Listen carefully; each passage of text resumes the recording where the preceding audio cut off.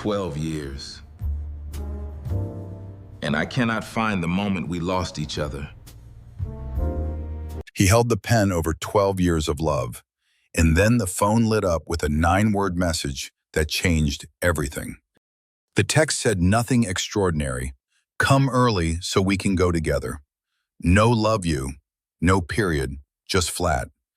Together. He had not thought about that word in a long time. Maybe that was the problem. One more night. I owe myself that much. He slid the papers into the envelope and placed them in the drawer. Not a decision, just a delay. Outside, the October night sat heavy on the city. He stood at the curb looking up, searching for something he could not name. Across town, in the house they shared, a woman held coffee she would not drink and stared through a window she did not see. They lived in the same house the way strangers share a waiting room. Polite, careful. The kind of careful that is worse than fighting. You're home.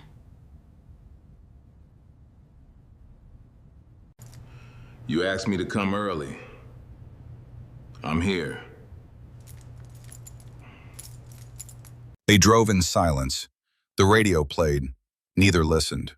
12 years of marriage and nothing left to say before the first exit. At the party they performed. Handshakes, polished smiles, champagne held but never tasted. The perfect married couple. Hollow as a movie set. He watched her from across the room. Her smile was precise.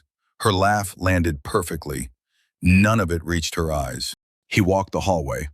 Then he heard it, his wife crying behind a door left open 2 inches. And he froze. He is the only man who has ever made me feel safe. I pushed him away because of my own pride. My stupid pride. He stood in that hallway and felt his chest crack open. Every assumption he held about their silence shattered in one breath. That was the moment I knew he was my home. And I never said it. Some days I almost believed I deserved something else. Because I was so empty. He walked through the party without seeing a single face. He needed air. He needed distance. He needed to understand. On the highway shoulder in pouring rain, he put his face in his hands and wept for the first time in a decade. We were drowning in the same water, side by side, and neither of us reached. He stood at the door of the dark house near midnight. One lamp burned in the upstairs window. She was still awake. She opened the bedroom door slowly. Red eyes, loose hair, the vulnerability of someone caught between terror and relief. I heard everything. Through the door. All of it. They sat on the bedroom floor until almost 2 in the morning. The box of tissues emptied between them like a shared wound draining. She pulled an old shoebox from the closet. Inside, every letter he had ever written her. Worn soft from years of rereading. I drove to the airport. I sat there 30 minutes. Then I drove home. Why did you come back? Because I thought about who you are. And I could not do it. He could not look up yet. She could not quite reach him yet, but neither of them left the floor. Dr. Naomi Hartwell had seen this pattern 100 times. 2 people who loved each other silently drowning side by side. They sat in her office like 2 people approaching a cliff edge together, controlled, brittle, terrified of what honesty might cost them. There was a hotel 5 months ago. He kissed me. I almost let it happen. He absorbed the blow without moving. His hands told the whole story, white knuckles gripping the chair arms like a man refusing to fall. I pushed him away with both hands. I ran. I was sick when I got home. Do either of you see the pattern here? You each sacrificed enormously, and you each hid it out of love. There is something I never told you either. I turned down the regional director position 3 months ago. For us. You gave that up? For me? For us. I did not want you carrying guilt on top of everything else. The silence in that room shifted. They were no longer facing the same direction. They were finally facing each other. Sign the papers. She does not deserve you, and you know it. You don't know what she has been carrying. You don't know anything. She watched him defend her to his own brother, and something inside her chest unlocked that had been sealed for years. A text arrived, the final attempt from a man who had never earned what he was asking for. She read it once. She dropped the phone face down on the floor, the gesture small, the decision enormous. Done. I choose you. I have been choosing you. I just did not know how to say it.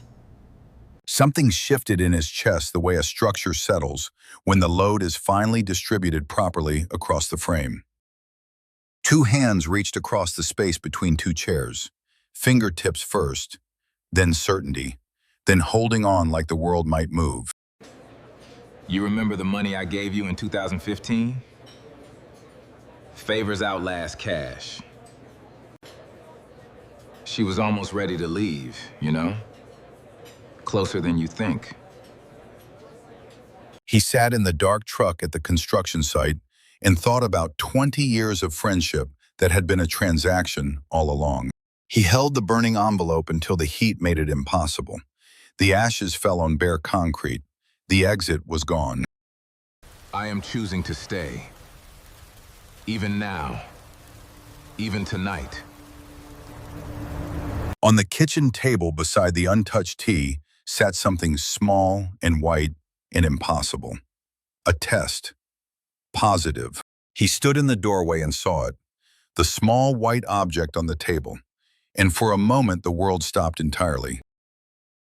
I am pregnant. And I want this child born inside a home we both built. His hands slid down his face. His knees almost gave. The wave hit him. Grief and joy and terror and hope all at once. Then we build it. Together. From the ground up. They reached for each other at the same moment, foreheads pressing together, eyes closed. Two people finally standing in the same story. He drew the plans himself. Every beam, every measurement, a house designed by a man who finally understood what he was building. She chose everything, tiles, colors, the angle of the morning light through the kitchen window. Every detail a conversation. The kitchen layout needs to change. I want to see the backyard while I cook. That means redrawing the whole east wall. You know that, right? Then redraw it. I will make the coffee. They sat on a lumber pile in golden afternoon light, going over blueprints. Shoulders nearly touching, coffee between them, something being built. He pressed trim into place. She painted the walls sage green. They worked in the same room, and it was enough. They kept seeing Dr. Naomi, not because of crisis, because they had learned what happens when you stop maintaining what you built. Some sessions left them raw. She cried the whole drive home once. He held her hand across the console, all of it better than silence. He showed me exactly what it looks like when someone uses your ambition against you.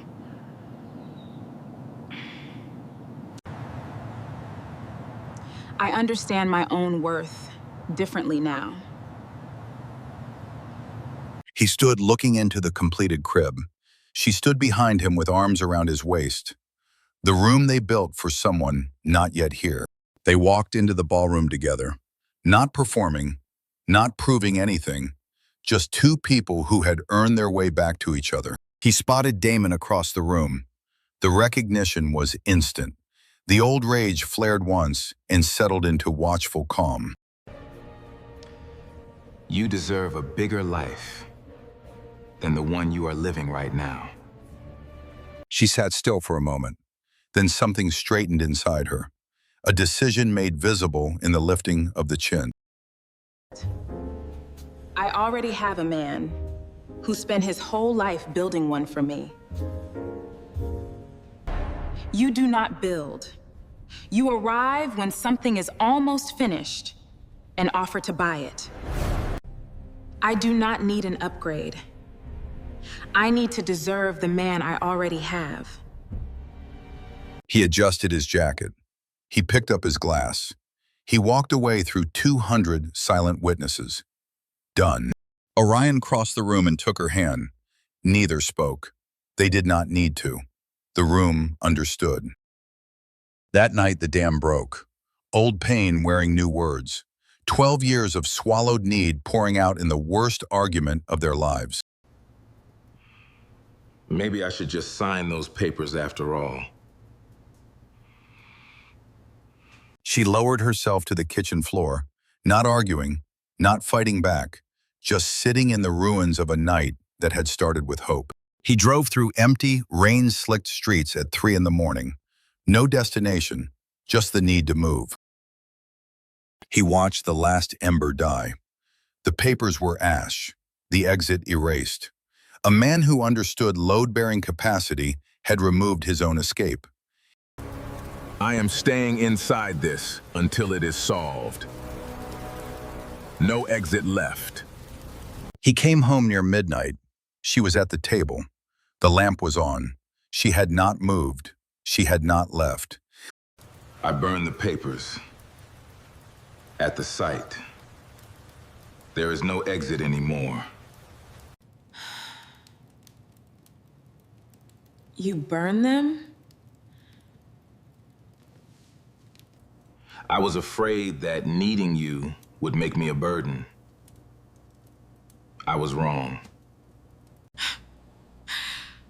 I was afraid that telling you how much I needed you would make you think less of me.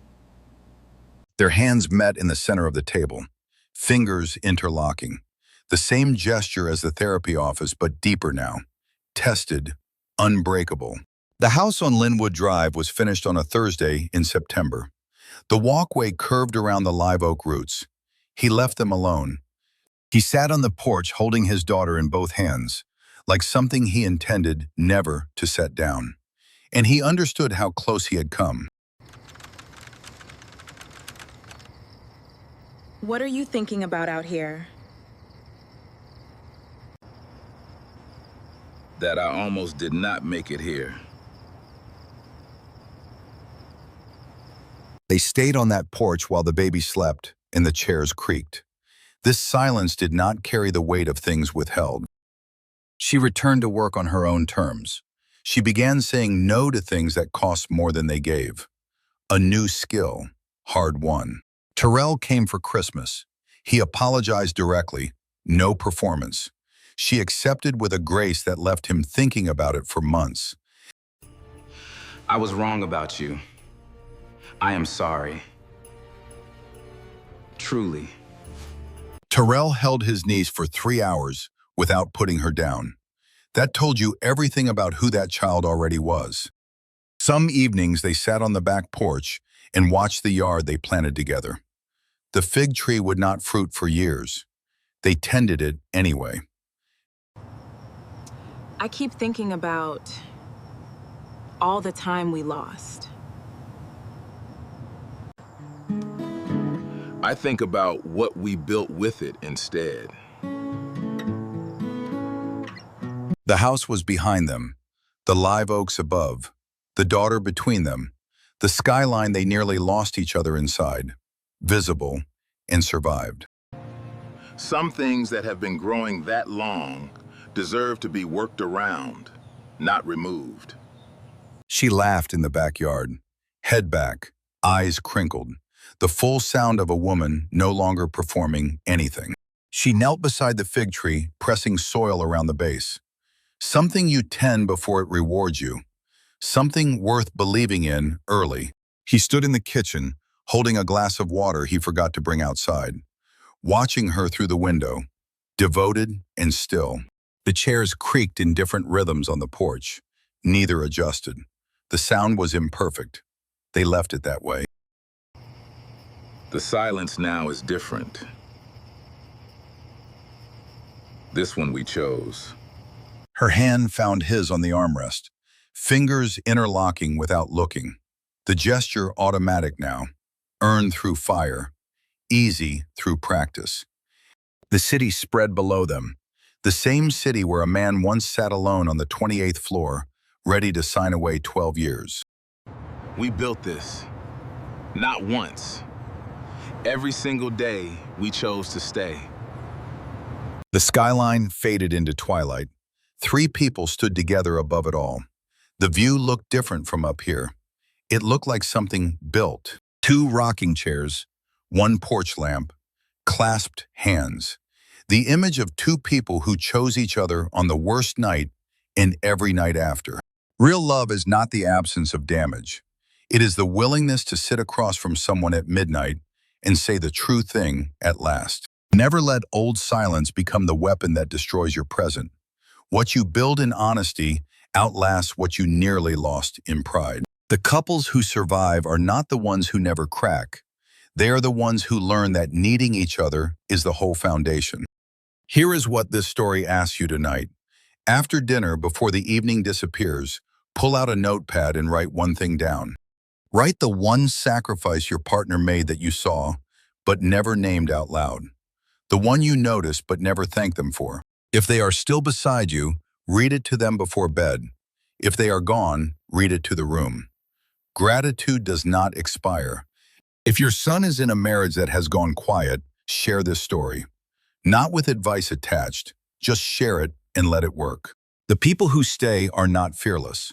They are the ones who burned the exit and chose to build inside the difficulty until light returned. If this story reached something honest in you, leave a word below. Subscribe. Share it with the person who needs to hear it tonight. Kindness does not need to be grand, only sincere. And life finds a way to repay those who dare to stay when leaving was easier.